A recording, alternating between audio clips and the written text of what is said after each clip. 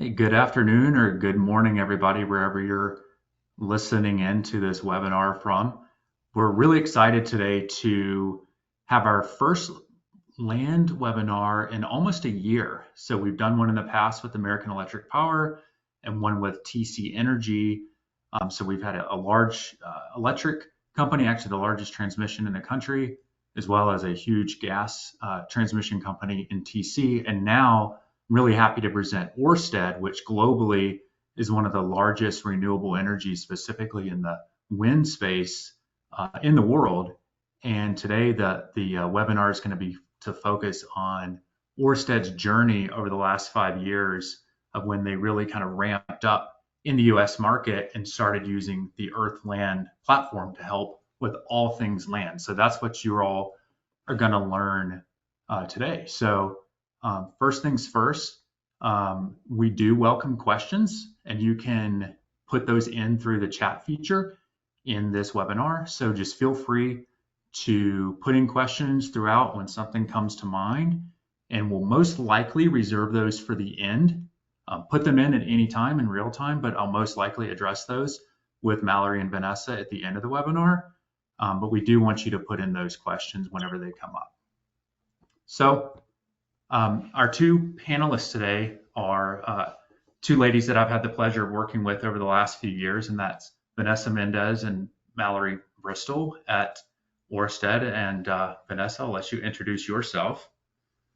Hello, everyone. Thank you for joining us today. Vanessa Mendez. I am the project intake manager over land contracts and the SME for the Earth solution within Orsted. I have been with Orsted for 5 years now, and my previous experience is all in onshore and offshore oil and gas. Mallory? And I am Mallory Bristol. I've been at Orsted for the past 5 years. I'm a lead GIS analyst here. Before that, I was also working in oil and gas, specifically doing subsurface GIS work because I bring this up because I never had touched land and land work until I moved to Orsted. So in the last few years, I've worked across our whole portfolio of assets. And in the last two, I've mainly been focusing on the construction operations side. And I act as our GIS SME for Earth and our co-SME for our enterprise GIS setup here in the US. Yep. And something neat that we all, we've all worked together for a few years, but I think we realized each of our 5 year anniversaries, mine with Earth and those two with Orsted, are within like a few weeks of each other, which was pretty crazy. So I'm Patrick Norris. I'm VP of Sales here at Earth, specifically for new business mostly, but I do work with a couple of existing clients like Orsted very regularly. And my background has always been at an intersection of GIS and infrastructure. So started at Georgia Power and Southern Company back in like 2010 and did GIS for their transmission right away. Spent a few years at Esri. That's what moved me out west. I'm in Colorado today. And then, as I mentioned, we've all been in these roles for 5 years. So I started with Earth in July of 2020. And Vanessa and Mallory, I'm going to share a couple slides just to give kind of an overview for those of you that aren't familiar with Orsted. So I'm going to let these two ladies walk through the footprint, and then ultimately we'll talk about their journey. Yeah. So I'm going to get started here, and Vanessa, feel free to chime in if I miss anything. But Orsted is a global utility scale renewable energy company. We develop, construct, and operate both offshore and onshore. And in operations, we currently have over 5.5 gigawatts onshore across 20 wind, solar, and storage projects. And we have 2 completed offshore projects, with one of these being America's first commercial scale offshore wind farm, which is South Fork Wind. And we have an additional 18 gigawatts in the pipeline across offshore and onshore that we hope to complete here in the next few years. We work closely with our landowners, local governments, and communities, and we're committed to being a good steward of the land, a good neighbor, and enhance the quality of life and opportunities in the community, or life and opportunities in communities that our projects reside within. And while we're a Danish company, we have a very strong US supply chain that's spread across about 44 states. So that's a little bit about us. Excellent. And I'll give a little overview about Earth. So Earth, our main goal is to protect critical network infrastructure. So we have a couple different software platforms in pipeline integrity, damage prevention, and also land. And so whether it's electric, gas, renewable, we work very closely with operators to do just that. And so this is an example of the type of companies we work with across North America. So some of the largest utilities, telecoms, midstream energy, and renewables like Orsted. I've got you guys first on the list over here. And when you're thinking about land, because that's the purpose of today's conversation, most people typically come to Earth because they're in one of three phases and they expect to ultimately operate probably in all three. So pre-acquisition, which would be coming into a new geography or territory and figuring out where do you want to put your next asset, whether it's storage, battery storage, solar, wind, electric or gas, transmission.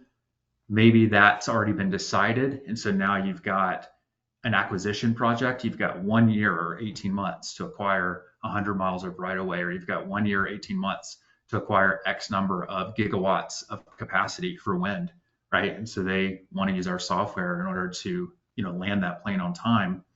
And then ultimately contract management, which Orsted will talk a lot about, where you have a lot of existing agreements, a lot of different things that are already on the ground. Construction's complete. So now you're keeping up with existing, landowners and lease obligations and payments, things like that. So we'll talk about a little bit of this entire journey today. But these are the kind of three main buckets. Someone usually has this burning need in one of the three, and that's why they come to Earth in the first place.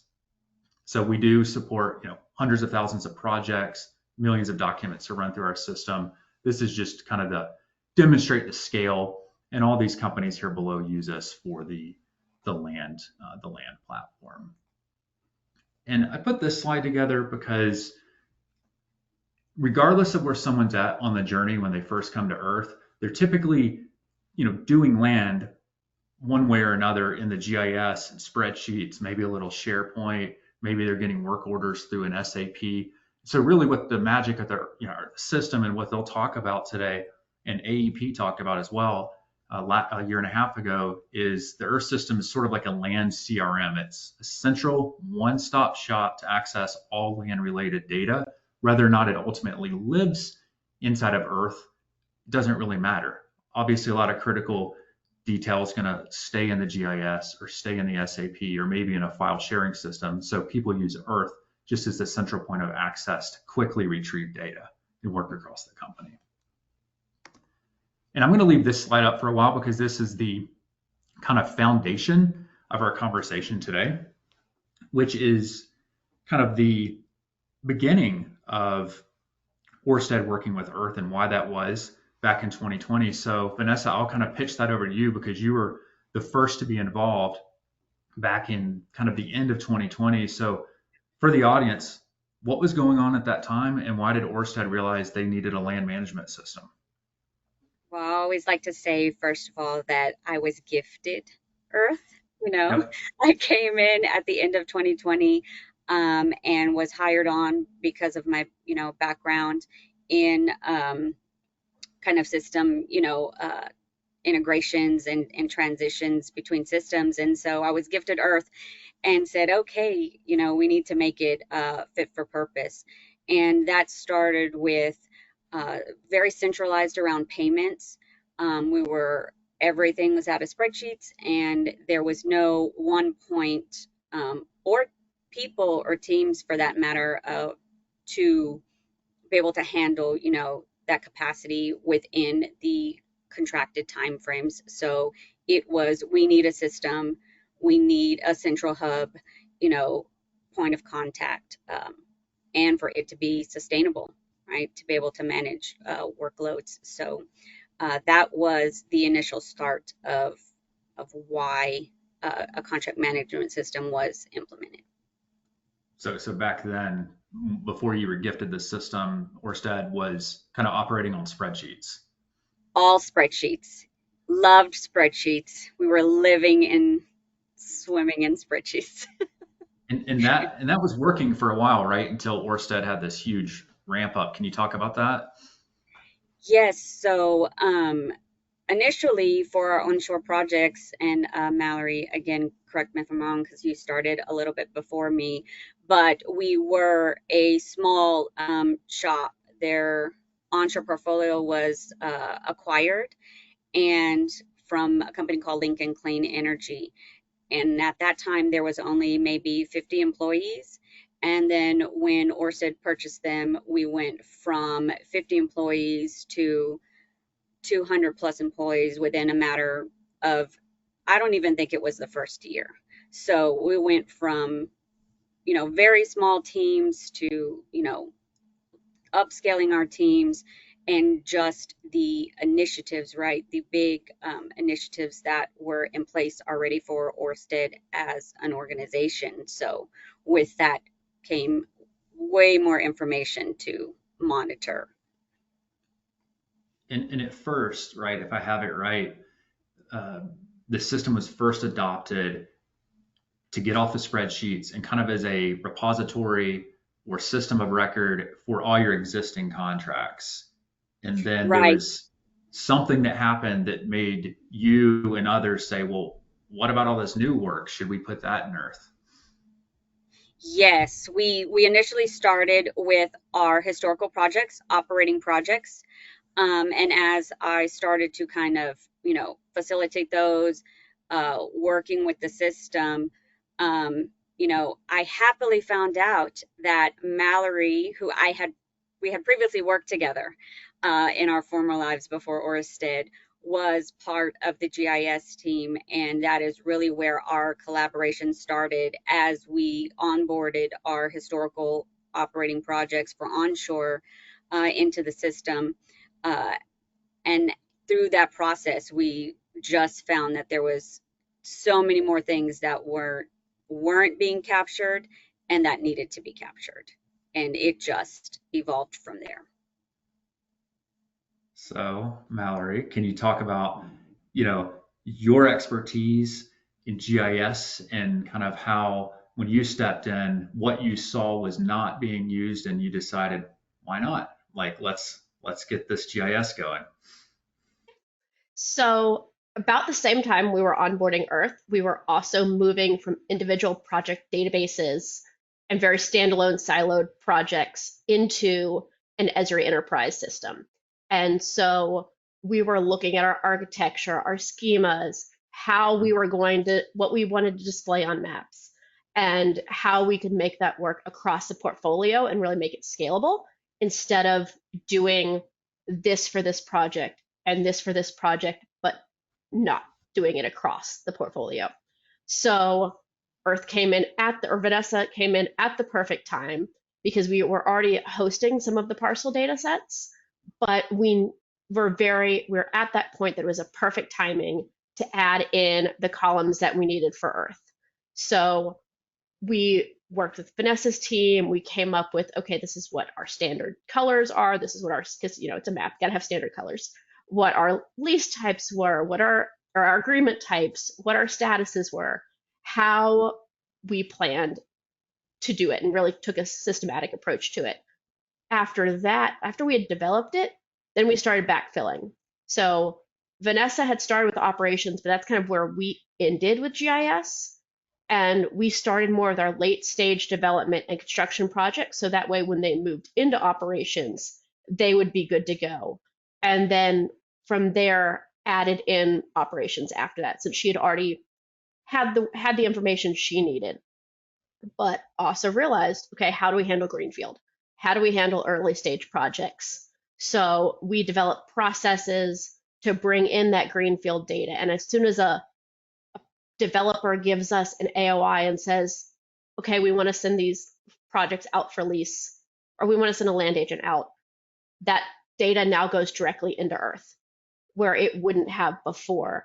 And then we can use that and be proactive. And as soon as then a lease hits Vanessa's desk or Vanessa's team's desk, they have what they need, and they're no longer waiting on us. They know where all the properties are. They can quickly link them in Earth and get on their way and start paying people.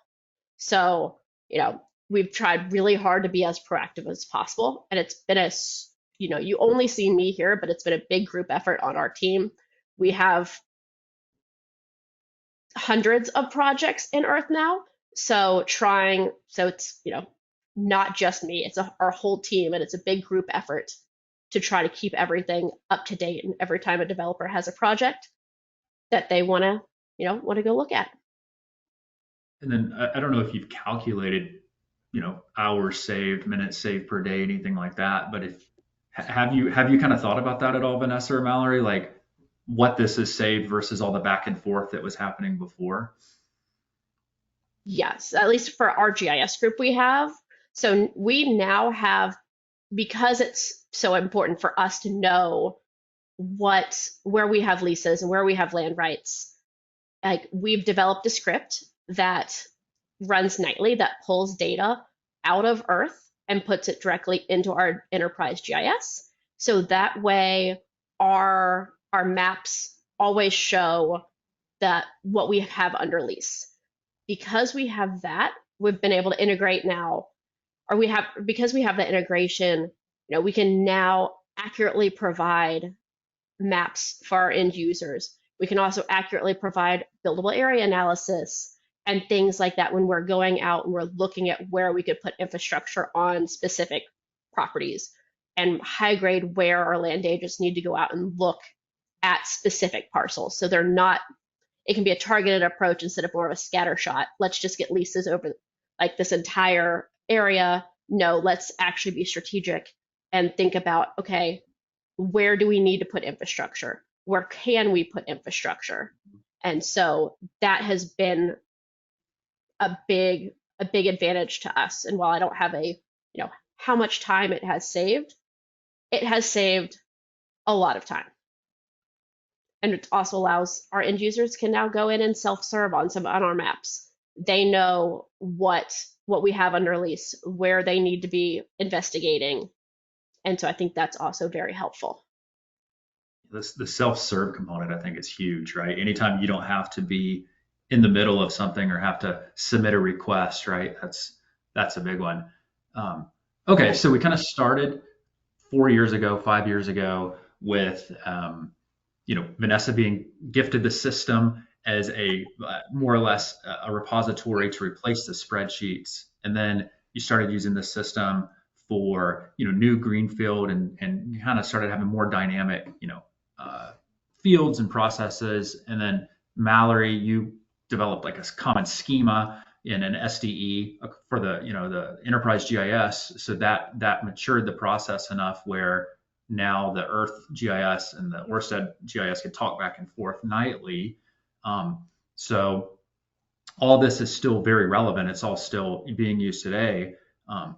But now there's more, right? So now, Vanessa, when you think about how the system is being used, right now, what other kind of functionality or business units are collaborating in the system that weren't, 2 or 3 years ago, for the story that we've kind of outlined so far?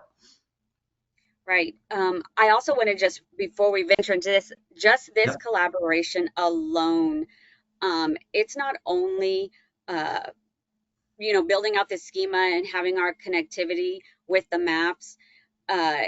We also, as we move through a phase of the project, because of that, because our data, our contract data is talking to our mapped data, as the project moves through a phase, even construction, we have even more advanced schema where your contractual obligations are being noted on the map so that we also have even more direction on where we can and can't go once contracts are in place. So it has, saved so much time in the business to make, more efficient decisions, right?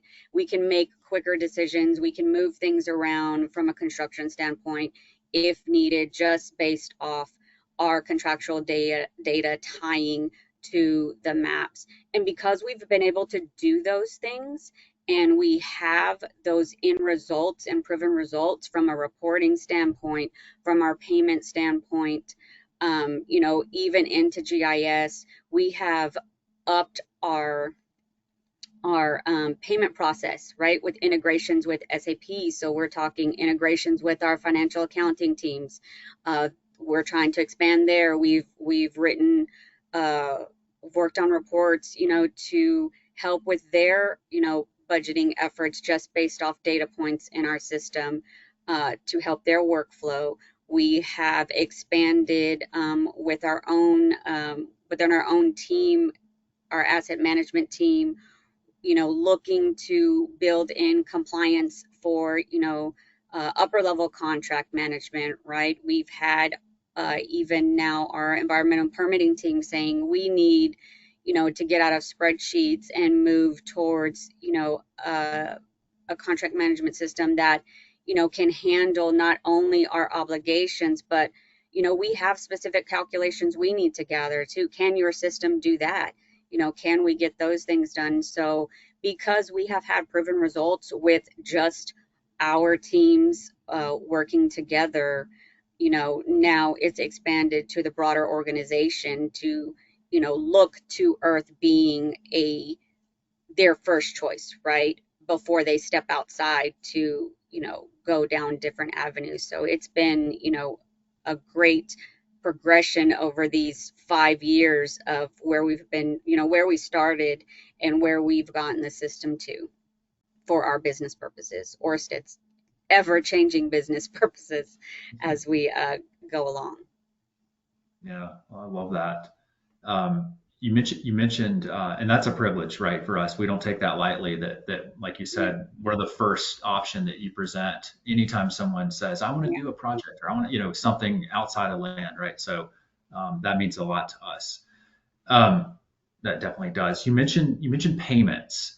Can you talk a little bit more about, and the integration with SAP, about just how complex that can be in your world? I think a lot of folks that aren't in renewables don't realize how complex payments can be, um, royalty calcs and that kind of stuff, and then also um, forecasting. Forecasting spend, over the next, Yes. per year, et cetera. Right. So before everything, like we said, was in spreadsheets, right? So even our landowner payments from construction through operations, right, were being just captured by various people, right? Not people within teams who fully understood, the obligations or legalities behind, right, the written contract. So being able to take the, math from a spreadsheet and integrate those calculations into a payment template that calculates across the board, where you're pulling in your revenue, you're pulling in your production data at a turbine, possibly, depending on how the language is written, right? All of these variables that you have to take into account, being able to centralize it and put it into Earth and have a payment template that does that calculation and pulls the data from, various modules to do that math for us, has alleviated, so much of the human error component, um, which keeps us on budget, right? It helps us to see, are we aligning with what actually hits the financials when we're pushing payments through, when people are checking their budgets, right? From a forecasting perspective, when projects are in development, we can, forecast out and see, okay, during this development term, you know, where are we, how much money are we going to spend, right, based off the contract language. And then in one of our most current projects, right, that helped us define on where those timeline were from the effective dates and next payment date, to know, okay, are we going to be able to get this into construction before we have to make this, payment deadline, right? Saving us, you know, $500,000, right? Like, so there's things like that where we can look at to see, just having the data there and readily available, that we can run these quick reports and help with, financials. And from even higher on that, right, as we are doing budgeting, annual budgeting, right? We can take those templates and our spreadsheets and things that we've used, and we can forecast out from there for budget planning, because we can see, just where all of our data aligns, right? Aiding in other teams' budgeting for the year, and into our financial accountants to see how, if we're staying on track throughout the year as they're being audited. So I've got kind of two follow-up questions. One, which various work groups are in the system today? That'd be one. And then two, you mentioned at one point vegetation management. That's kind of a very obvious, but also a sort of new use case that we're starting to hear more and more. So could you talk a little bit about how that? So first question is, how many different work groups? And then second is, how is it used for vegetation management? So I'll let kind of Mallory take Yeah. it from that point from a vegetation perspective. But different use groups right now for us is mostly, our GIS, our real estate team utilizes it. Our accounting team, so our financial accountants are in the system. Of course, the land team. Those are our major users. And then we have one-offs, right? So it's where interest is peaked. People will come in and say, oh, okay, I want to know a little bit more. And we get people from other teams, kind of poking around in the system. But the key players are the land team, our GIS team, our financial accounting teams. Those are our key players. And as far as vegetation management, I think that just comes back into what's in our contracts, and then being able to visualize that on our maps so we can see what we are, where are allowables, right? What again, back to what we can and can't do. So the more we can take our written word and visualize it, the better. And that's where we, have the most impact, and where we can provide, the best case for decision making. I think that's the best analogy right there, written word and visualize it, because in those contracts, there are so many written words that uh, that people are unaware of, right? Like Yes, you cannot access this on Tuesdays for this reason, exactly. this, if your tires tear up this grass, you got to do X, those are the most like obvious ones, but there's so many more beyond that. Or I would say on that as well, like our property does not end at the fence line. Like for a solar project, it's very important for our plant managers to understand where the extent is of our land. So that way they know, okay, between the fence and the road, we do have to mow still. Or between the fence and this part of this property, we have to mow. Or as you guys mentioned, specific grasses. One of our solar projects is we have a big natural prairie land that we work with or I think it's the Nature Conservancy with. And so we have very specific requirements on what grasses can be reseeded there, and how things go about. And during construction, we had basically like little car washes that every time you came onto the project site, your car had to get rinsed off. So that way you are not bringing in non-native soils to the area, so we could protect that prairie. So that's something very important for us. Then a lot of sites on the flip side make you have those mats that you lay down so the trucks don't track mud back onto the street, just things like that, proving that it got put here on this date, right? Yeah, excellent. Anything else that you wanted to add around the types of work groups that are using the system? I think for us, we're just trying to get, as many teams on board as we can, right? Yeah. And we continue to allow ourselves to be available for not only, webinar situations, but anyone who's open to having a demo, wanting to know more about how we're handling our data, the things that we've done, just to have continuous interest and see where we can help, if we can, right? in any area. I want to transition some to talking about specifically like people and adoption. We've talked a lot about, adoption, but like peel back the onion a little bit on that. And if you could talk about some best practices, and then B, one thing that I've heard, from you all in the past is around reducing the risk of staff turnover, because everyone's always worried about knowledge walking out the door. And when I was back earlier in my career and I would be in the field, I mean, this is how we did notes, right? You did notes, pen and paper, literally got a coffee cup, you could spill on it. Then what happens, right? But imagine, 30, 40 years of experience walking out, like, can you talk about reducing that risk, and then also kind of just peeling back the onion a little bit on best practices for rollout, because that is something that everyone's concerned about.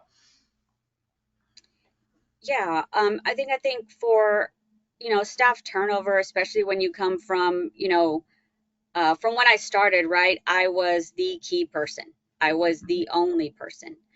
Mm-hmm. And having a system in place now, and, you know, it aids in that turnover process. We've had people leave our team, even now as we've expanded, and that data is there, right? The notes are there. Having the system just alleviates, right, that loss of knowledge that you're speaking to, where we can have those inter-team, talks to get you up to speed, but the data being there is a big, it is just a big thing. It is a key point. It is honestly, I would not be able to do this job as effectively as we have been able to do it without a contract management system, without Earth, right? It just would not be possible for us to be where we're at with our business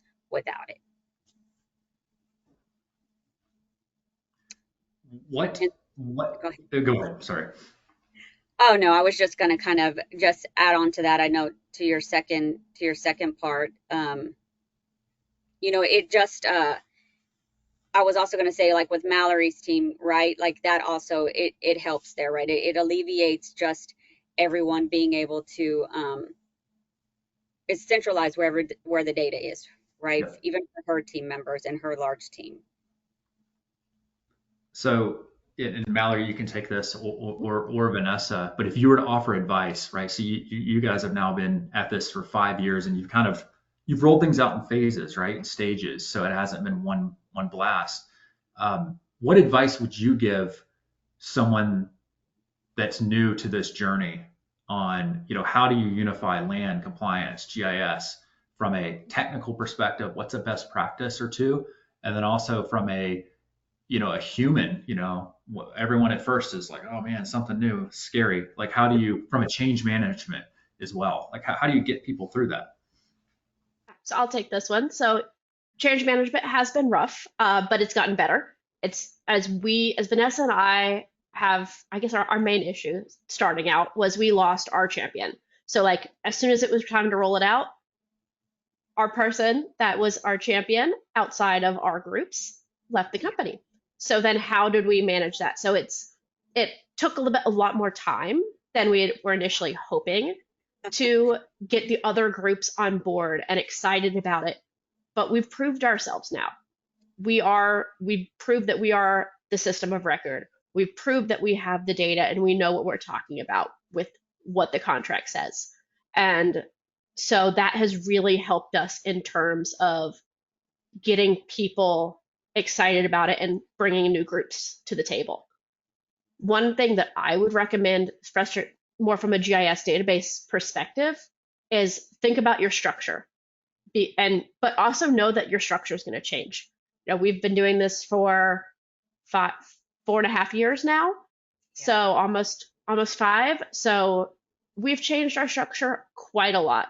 So Vanessa and I still meet on a quarterly basis to look at what our status is, what are we doing, how can we change the process, like can we revisit, can we do something better? And, we try to think about it from a strategic level as well. So we don't want to change the statuses or change something for just one person. We want it to be scalable across our portfolio.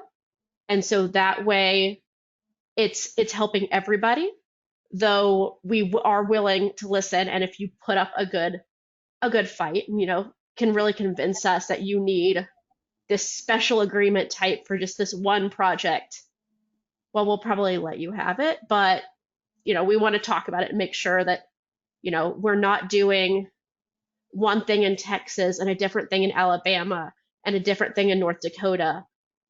That's not the purpose of having a management software. That's not what it's for. So, or not what we want to use it for. That was the spreadsheet way of doing it. So now we're trying to provide a little bit more prescription and process and having like think about things, but you're not going to get it right the first time. It will be, get it 80% of the way there and then fine tune it and then be willing to completely change it in 2 years. Yeah.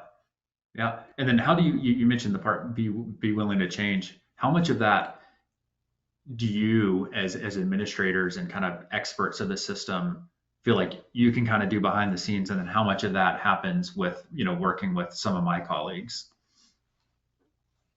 For Vanessa, you can answer your portion, but for my portion, the things that we do with GIS, we are pretty good at self-serving. There's a few things that we talk with your team about. There's some things that we're interested in talking with your team about going forward that hopefully we'll get to later this year. But, a lot of it is, okay, give me the API key. And once we have, and I don't know enough about APIs, so I'm probably saying wrong words, but give me the information that we need to connect to y'all's API. And then we write our script, or we do, we can change things as needed, which is super helpful. We're not having to put in tickets all the time. So Vanessa, from your side. And I think from the Earth user side, right, we are always kind of evolving our processes, like I said, as we change business. So for me, I try to just kind of in what Mallory was talking about, right? We think about the big picture. And if the big picture and the future forward looks like this is going to be a good way forward, some of those things that I can, take on and change myself. But as I start to look at those big pictures, we do work a lot with your team, right? Whether it's sales, our development team, having a point of contact to talk through those ideas, right? I'm always an idea person and I'm like, hey, I want to do this. Tell me how to make it work. Let's make it happen.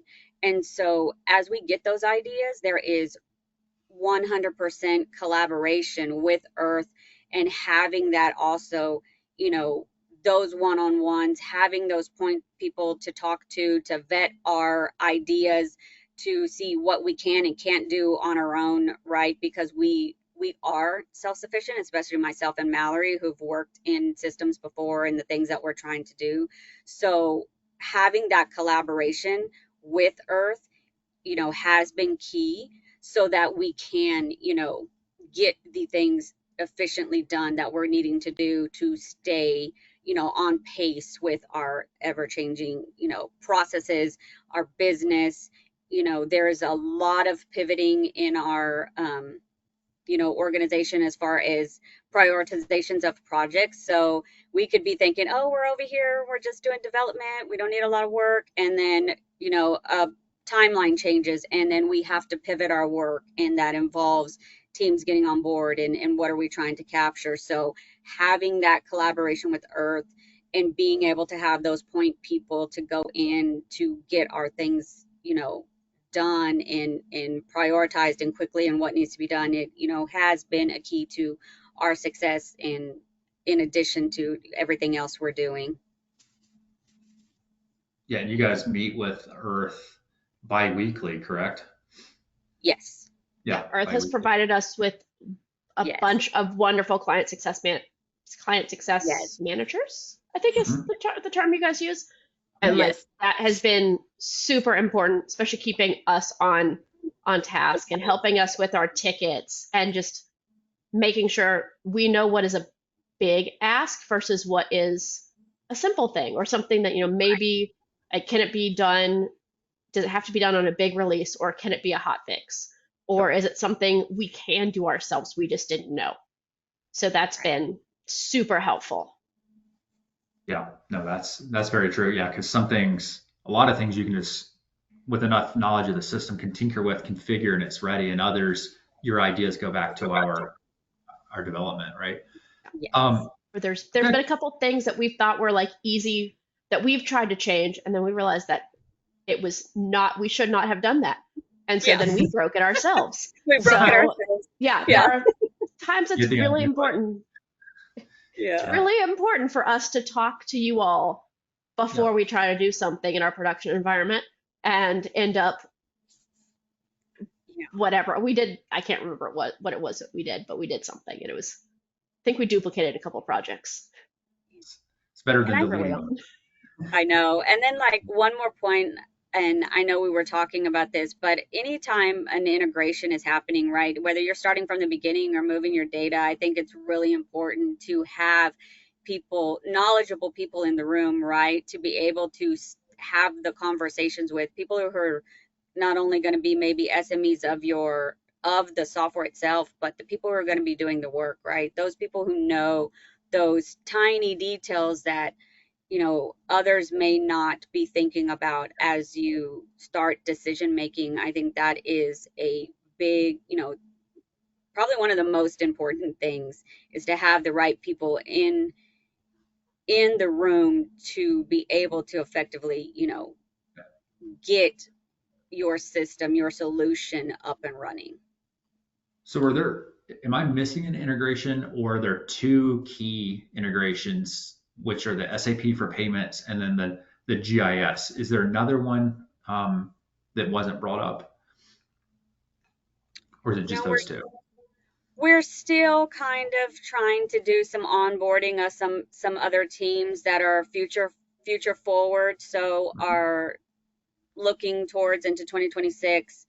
Our asset management team, and our permitting teams, you know, and then as our offshore teams are we're onboarding offshore projects into Earth. So we have a few kind of, they're not fully vetted. They're things that are in progress and moving forward with other teams. So, right, which will probably cause some of our processes to change or be adjusted as we move forward. So that is kind of one of the things we're trying to tweak, right? How are we going to use the system to integrate multiple teams and work around not affecting our current processes and the way we run things in place, but enhance them or be able to have everybody working in the system and be able to capture their pain points and what they're trying to accomplish outside of what we've already established.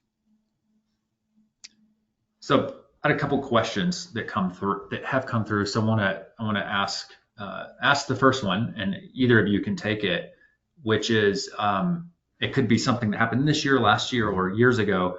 But the question is, was there a specific feature or workflow that created a aha moment for your team? I can go first on that one. So for Yeah. us, it was getting that sync in from GIS or from Earth into GIS. Like that before we were weekly, we were running reports and then joining tables and it worked, but it worked when we had a couple projects. Now at the level we're at, that was not sustainable. So having that script has been that's the if you like if we had to like if we left Earth like that would or like left some sort of contract management system, like not having that sync would completely revert us back 5 years ago. Like having anything that we've gained, that would not like we would be back to square one because that script is so important from a GIS standpoint. We are no longer having to go to Vanessa's team every time we have a map every time we have a map request that asks for leases or asked for us to run a buildable area, we have that data now. It's live, and it's like we have that system of record. So that is super important to my team. Yeah, no, Nice. and to piggyback off of that, it works both ways, right? So when I first came on, I'm like, where's the map? And I need the map. And I need to be able to see the map for what I'm trying to do. So it works both ways, right? That connectivity helps us as we're analyzing to go, hey, um, we lease this area, but the map in our shape file and what we're showing shows more. So hey, GIS team, please go in and adjust your parcel to read only the northwest quarter Mhm. because that's all we leased, even though our early review of our AOI was to be larger. So it works both ways. So without that capability that we have in place, again, it we wouldn't be where we're at and where we're able to provide the service that we can I think, to the I mean, business. minimum us three, but I'm sure most of the audience drinks the Kool-Aid that maps are paramount, right? I mean, the number one question asked is where, right? Yeah, Where's the problem at? Where's the opportunity at? Where's this angry customer? Where's this happy, it's all where. Um, yeah. Best way to answer with a map. Um, Couple more questions. The other one is sort of in that same vein about process, people and process. So the question is, how long did it take for your team? And this could be kind of like a loaded question because the team could be one group or many groups. But the question is, how long did it take for your team to feel comfortable using Earth day to day? For those in my team, because we are in it uh, daily, right? It is the system that we use. When we're onboarding, it's roughly about, I would say, 2 to 3 months. Mhm. Um, because there's some certain tasks, right, that you just don't do on the daily. But it's very user friendly, so I don't think that it's very hard to learn. It's more about the expanded learning, right? Like what are the other things that it can Yeah. do outside of the basics, and that's where you get into kind of the little trickiness. But um, in general, we're talking a couple months, and people are, you know, familiar, and really even that long because you're just learning the process, right? And familiarizing yourself with the process.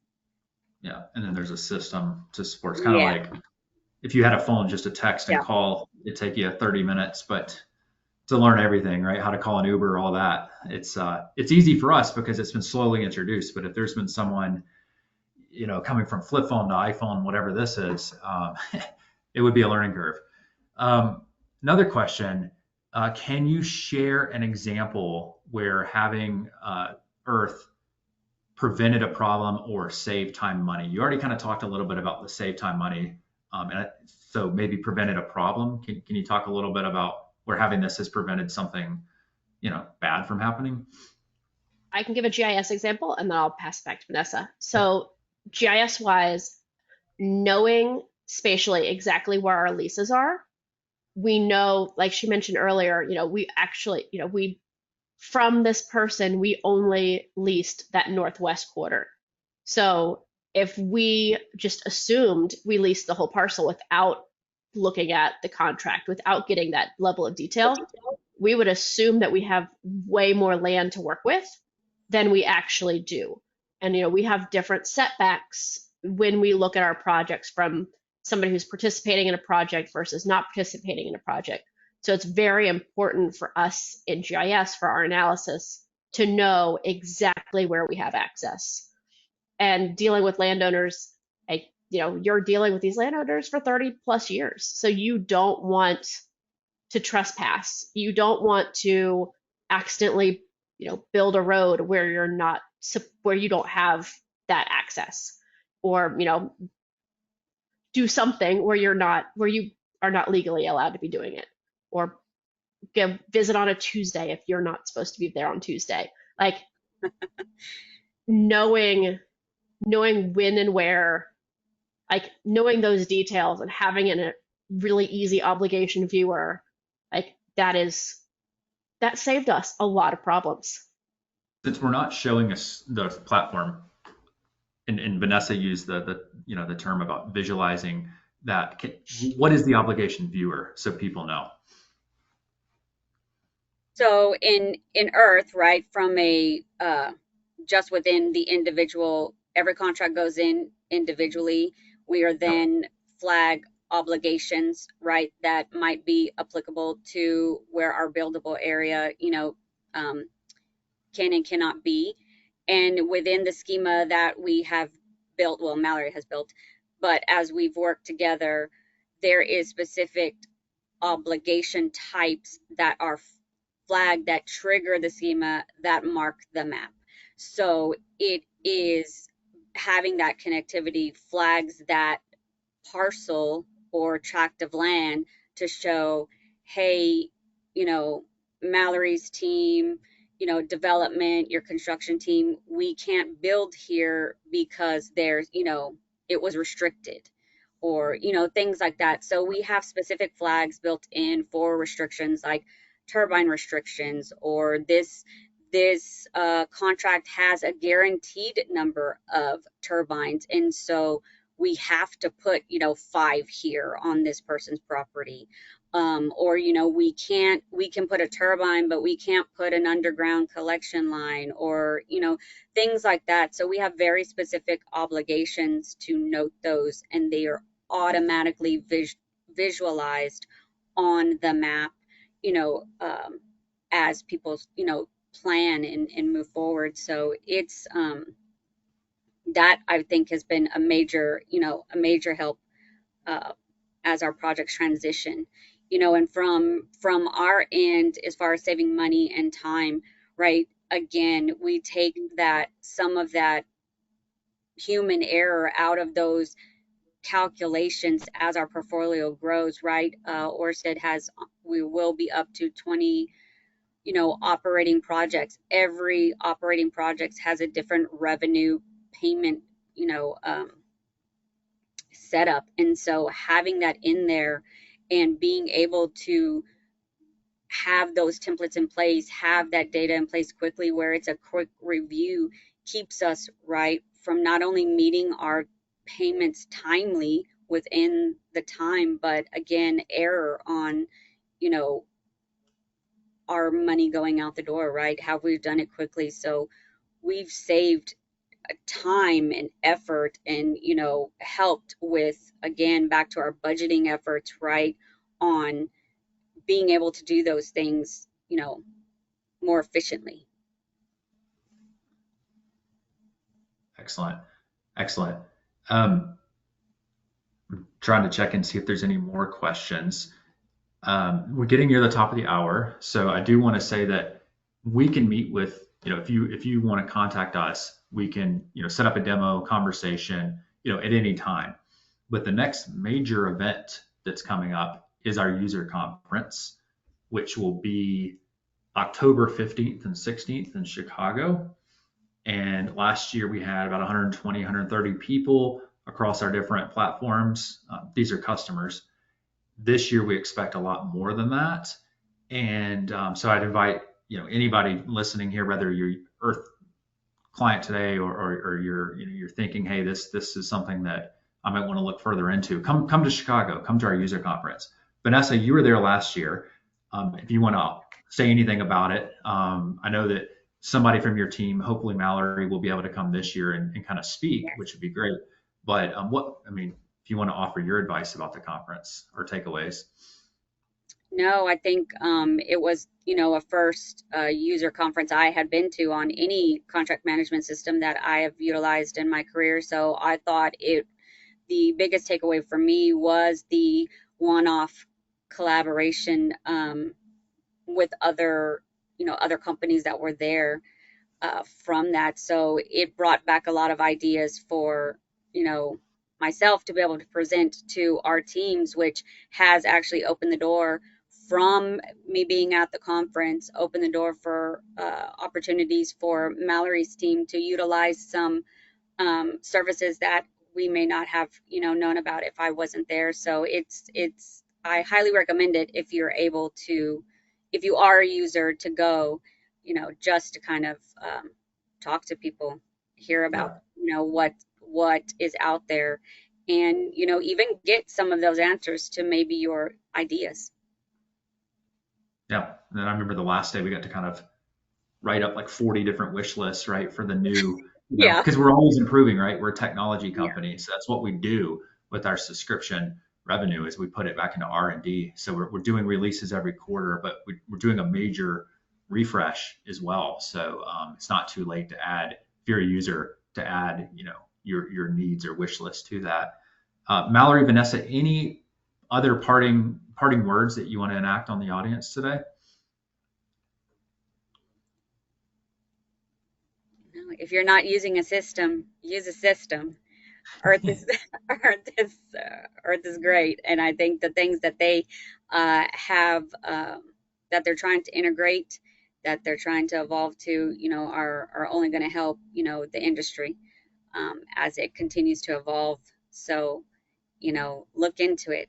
I'm sure that there is something that can be utilized to help your business. Yep. And also think strategically as you do it. Yeah. Know that you're not going to get it right the first time, but Oh, for sure. it's better to have something than to have nothing. Because if you have something, you can build off that. And so that's been super beneficial for Vanessa and I. Because Yeah. while we would have loved it to be perfect from the get-go, you know, we don't know exactly what the business needs. And as the business has changed over time and we've brought on new people and we'll bring on new people in the future, like things are going to change once and needs will all change. And like we're looking at changes for our GIS system with Earth this year. So hopefully that'll lead to lots of things to get done next year. And we're really excited. I love that. So this recording will be put on YouTube where all of our past webinars are. So this recording will be put on YouTube. So you can always go there and access it, share it around your organization. And then of course you can contact us at Earth. We'll have a follow-up email where you can request a demo. And then of course, if you are an Earth user or if you are, some of you I know are on the call are very close to becoming an Earth user, you should make plans to come to the user conference. That would be my parting words. So thank you so much, Mallory and Vanessa. I appreciate your time, your partnership over these last few years, and it means a lot. You guys have been a wonderful partner. So thank you for that, and thank you for everyone that attended today. So thanks so much.